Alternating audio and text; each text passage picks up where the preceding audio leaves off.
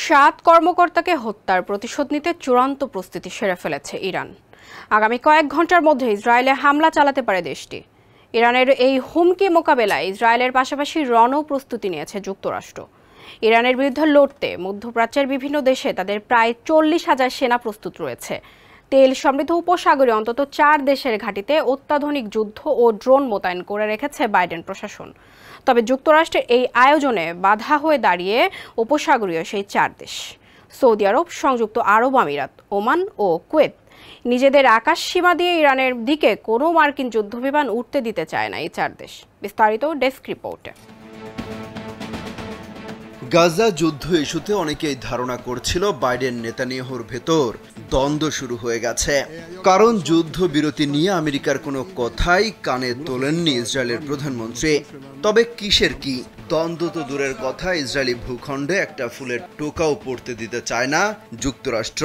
এজন্য ইরানকে সম্ভাব্য সব ধরনের হুমকি ধামকি দিয়ে যাচ্ছে আমেরিকা। সমরবিদরা বলছেন, ইসরায়েলের চেয়েও ইরানের অন্যতম মাথা ব্যথার কারণ হয়ে উঠতে পারে মার্কিন বাহিনী।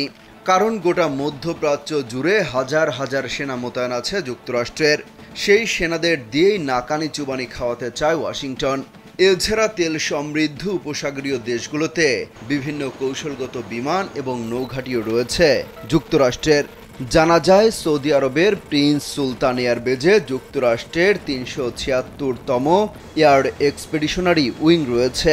এখান থেকে তারা অত্যাধুনিক প্রযুক্তির F-16 এবং F-35 যুদ্ধবিমান পরিচালনা করে। এছাড়া সংযুক্ত আরব আমিরাতের আল ধাফরা এয়ারবেজে রাখা আছে MQ-9 রিপার ড্রোন এবং যুদ্ধবিমান। যে কোনো প্রয়োজনে এখান থেকে শত্রুপক্ষকে ঘায়েল করতে চায় পেন্টাগন। এমনকি কুয়েতের আলী আল সালেম বিমান ঘাঁটিতে রয়েছে 386তম এয়ার এক্সপেডিশনারি উইং। কাতার এবং বাহরাইনেও আছে হাজার হাজার মার্কিন সেনা। ইরানে হামলার জন্য উপসাগরীয় এলাকায় অবস্থিত আমেরিকান কোনো ঘাঁটি ব্যবহার না করার জন্য যুক্তরাষ্ট্রের প্রতি আহ্বান জানিয়েছে সংশ্লিষ্ট দেশগুলো।